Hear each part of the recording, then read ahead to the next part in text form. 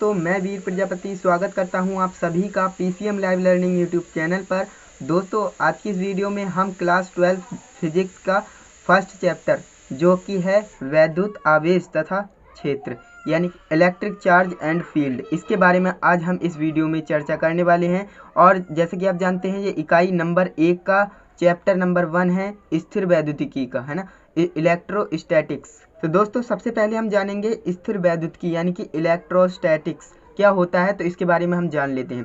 तो भौतिक विज्ञान की वह शाखा जिसके अंतर्गत स्थिर आवेशों तथा उनके मध्य होने वाली संक्रियाओं की अध्ययन किया जाता है, स्थिर वैद्युतिकी कहलाती है। डेफिनेशन को मैं आपको समझाने की कोशिश करता हूँ। स्थिर वैद्युतिकी में जितने भी आवेशों को हम चर्चा करने वाले हैं, उस पर वो आवेश जो हैं स्थिर होंगे यानी कि रुके हुए होंगे।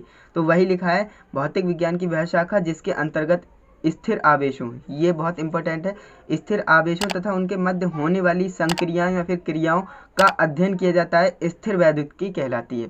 तो ये तो हो गई हमारी यूनिट नंबर 1 की डेफिनेशन, है ना। अब हम मेन टॉपिक अपने चैप्टर पर आते हैं जो कि इलेक्ट्रिक चार्ज एंड फील्ड यानी कि वैद्युत आवेश तथा क्षेत्र है। तो इसके लिए हमें जानना पड़ेगा कि आखिर जो आवेश है उसकी खोज किसने की थी, कैसे हुई थी, है ना। तो थेल्स नामक एक वैज्ञानिक थे। तो थेल्स ने सर्वप्रथम स्थिर वैद्युतिकी की खोज की थी। दोस्तों, आपके पेपर में ऐसे भी क्वेश्चन आ सकता है एमसीक्यू में कि स्थिर वैद्युतिकी की खोज किसने की थी, और थेल्स ने सर्वप्रथम स्थिर वैद्युतिकी की खोज की थी। उन्होंने अंबर को जानवर की खाल से रगड़ा तो आवेश उत्पन्न हो गया। जी हाँ दोस्तों, अंबर क्या होता है, सबसे पहले मैं आपको अंबर बता देता हूँ। पहले के ज़माने में जो एक वृक्ष हुआ करता था, उस पर चिपचिपा पदार्थ एक पाया जाता था जिसे अंबर कहते हैं। आई होप आपको पता होगा। तो अंबर को क्या किया था, किसी भी जानवर की खाल से जो है रगड़ा था तो उन्हें आवेश उत्पन्न हो गया था, उन्हें पता लग गया था। तो उन्होंने इस तरह से जो है आवेश की खोज की थी, स्थिर वैद्युतिकी की, है ना। तो नेक्स्ट आगे बढ़ते हैं।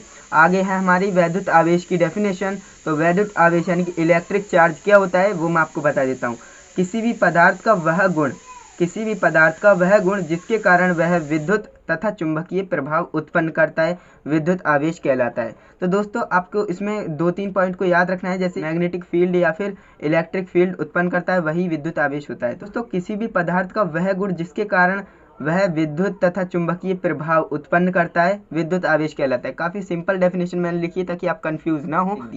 तो दोस्तों, अब बात करते हैं आवेश कितने प्रकार के होते हैं। तो सिंपली आवेश हमारे 2 प्रकार के होते हैं। कौन कौन से होते हैं? नंबर 1 धनावेश, नंबर 2 ऋण आवेश।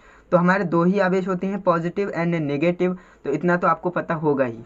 दोस्तों, अब बात कर लेते हैं, आवेश तो 2 प्रकार के होते हैं, धनावेश ऋणावेश, इतना हमें पता लग गया। अब धनावेश क्या होता है और ऋणावेश क्या होता है उसे हम जान लेते हैं। तो धनावेश जो है प्रोटॉन होता है, प्रोटॉन पर धनावेश होता है, और इलेक्ट्रॉन जो होता है नेगेटिव होता है यानी कि ऋणावेश होता है उस पर। ओके, इतना बात आपको याद रखनी है। एंड यहाँ पर मैं आपको बता दूँ, ये जो वैल्यूज मैंने लिख रखी है ना, ये काफ़ी ज़्यादा इंपॉर्टेंट है, इसलिए मैं आपको बोलूँगा इन्हें आप याद कर लीजिएगा। जो प्रोटॉन के वेट यानी कि भार, प्रोटॉन का परमाणु भार जो होता है वो होता है 1.67 इंटू 10⁻⁻27 kg यानी कि किलोग्राम। ओके, ये आपको याद रखना है। एंड इलेक्ट्रॉन पर जो वेट होता है वो होता है 9.1 इंटू 10⁻31 kg, है ना, -31 किलोग्राम कह सकते हैं। तो यहाँ पर अब मैंने चार्ज लिखा है, यानी कि एक प्रोटॉन पर कितना आवेश होता है, तो होता है 1.6 इंटू 10⁻⁻19 कूलाम। ये सी का मतलब कूलाम है। ओके, 1.6 इंटू 10⁻⁻19, और यहाँ पर भी सेम है, बट यहाँ पर आपको एक बात समझना है। मैंने आपको बताया धनावेश क्या होता है प्रोटॉन, ऋणावेश क्या होता है इलेक्ट्रॉन, तो वही यहाँ पर है, बाकी सब सेम है। प्रोटॉन पर जब हम आवेश की बात करेंगे तो यहाँ पर पॉजिटिव हो जाएगा, अगर हम इलेक्ट्रॉन पर आवेश की बात करेंगे तो वो ऋणावेश हो जाएगा। ओके, इतना आपको याद रखना है। एंड आपको बता दूं, इलेक्ट्रॉन और प्रोटॉन पर आवेश की खोज जो है सर्वप्रथम मिलिकन ने की थी। ओके, मिलिकन ने की थी, ये भी आपको याद होना चाहिए कि आपसे किसी ने पूछ दिया कि भाई इलेक्ट्रॉन पर आवेश की खोज किसने की थी, तो ये भी आपको पता होना चाहिए, जो कि मिलिकन एक वैज्ञानिक थे, उन्होंने एक इलेक्ट्रॉन पर आवेश की खोज की थी। ओके, और उन्होंने अपने तेल बूंद प्रयोग से जो है खोज की थी, इसकी तेल बूंद प्रयोग किया था और उससे उन्होंने खोज कर ली थी, इतना आपको याद रखना है। एंड आगे बढ़ते हैं। आगे यहाँ पर मैंने कुछ आवेश से रिलेटेड लिख रखा है। एसआई मात्रक यानी कि आवेश का एसआई मात्रक क्या होता है, कूलाम, यानी इसे सी से डिनोट करते हैं, तो आपको याद रखना है। एंड यहाँ पर सेकंड की बात करें तो MKS मात्रक क्या होगा। दोस्तों 11th क्लास में आपने मात्रक पढ़ा है, वही है यहाँ पर। एसआई मात्रक इसका होता है कूलाम, यानी कि सी से डिनोट करते हैं। MKS मात्रक होता है एम्पियर इंटू सेकेंड, और CGS मात्रक होता है फ्रैंकलिन या स्टेट कूलाम। ओके, आपको याद रखना है। एंड यहाँ पर विमीय सूत्र इसका होता है M0L0T0A। ओके, आपको याद रखना है, ये काफ़ी बार जो है MCQs में आ भी जाता है, इसलिए मैं आपको बोल रहा हूँ। एंड आवेश का सबसे बड़ा मात्रक जो होता है वो होता है फैराडे, और आवेश का जो सबसे छोटा मात्रक होता है वो होता है फ्रैंकलिन। आपको ये दोनों चीज़ें याद रखनी काफ़ी इंपॉर्टेंट है। एंड ये भी आप समझ लीजिए इसका क्या मतलब है, यहाँ पर मैंने लिख रखा है, सजातीय आवेश एक दूसरे को प्रतिकर्षित करते हैं और विजातीय आवेश एक दूसरे को आकर्षित करते हैं। ये आप चित्र के थ्रू समझेंगे तो ज़्यादा बेटर समझ में आएगा।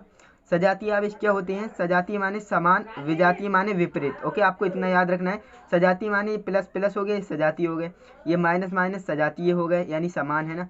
और ये प्लस माइनस ये विजातीय हो गए, यानी कि समान नहीं है, विपरीत हैं, तो यह विजातीय हो जाएंगे। तो दोस्तों हमने क्या बोला? सजातीय आवेश एक दूसरे को प्रतिकर्षित करते हैं। सजातीय आवेश, ये भी सजातीय आवेश है और ये भी सजातीय आवेश है, तो ये प्रतिकर्षित करेंगे, यानी कि दूर दूर भागेंगे।